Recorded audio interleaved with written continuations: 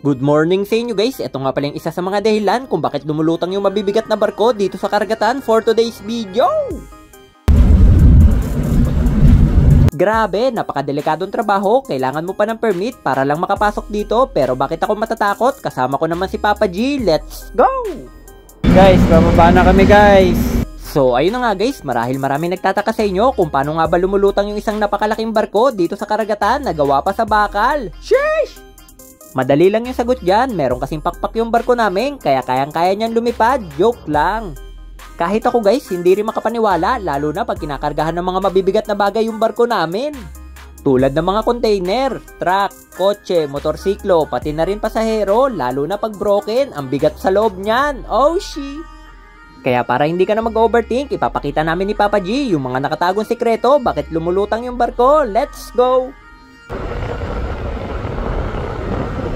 Ayan na guys, binubuksan na ni Papa G yung pinto, papuntang outer space, void space, alright!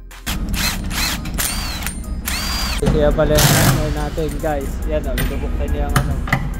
Kapasok tayo sa lungga. Tapos meron nagsasounding dito ang oiler, yan o, yan naman ginagawa niya guys, nagsasounding.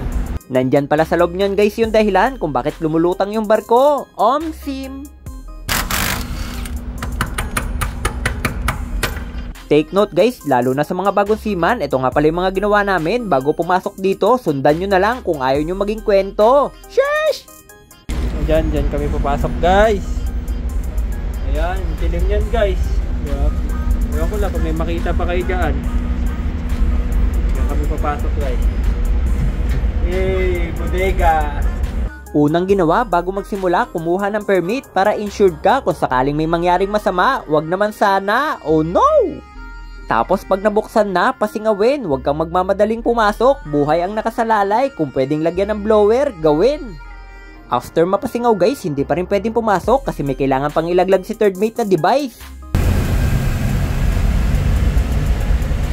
Bali yan pala yung magsasabi kung may mga harmful gases or fumes dyan sa loob, teknolohiya. Bali tutunog pala ng kakaiba yan guys kung sakaling meron siyang madetect. Dahil hindi naman siya nag-alarm guys, good luck na lang kay Kalbong Seaman, wala nang teka-teka, pasok sa kuweba. Syempre, hindi ako yung mauuna, si Papa G na lang muna, mas malakas sa itaas yan, alien! At kung mapapansin nyo guys, nakasuot din kami ng device in case of emergency, kung sakaling tumunog yan, labasan agad. Pero bakit ganon yung sa akin, parang lowbat, aba matindi. Huwag ka na matakot, Kalbong Seaman TV, pasok, kasama mo naman si Papa G, oh yeah! Okay, nandito na ako sa loob. Handa na ba kayo makita guys kung bakit lumulutang yung barko? Ayan guys, mga bodegang walang laman. Nakapalibot yan sa barko namin. Puro hangin. Now you know. See you ulit next vid. Bye-bye!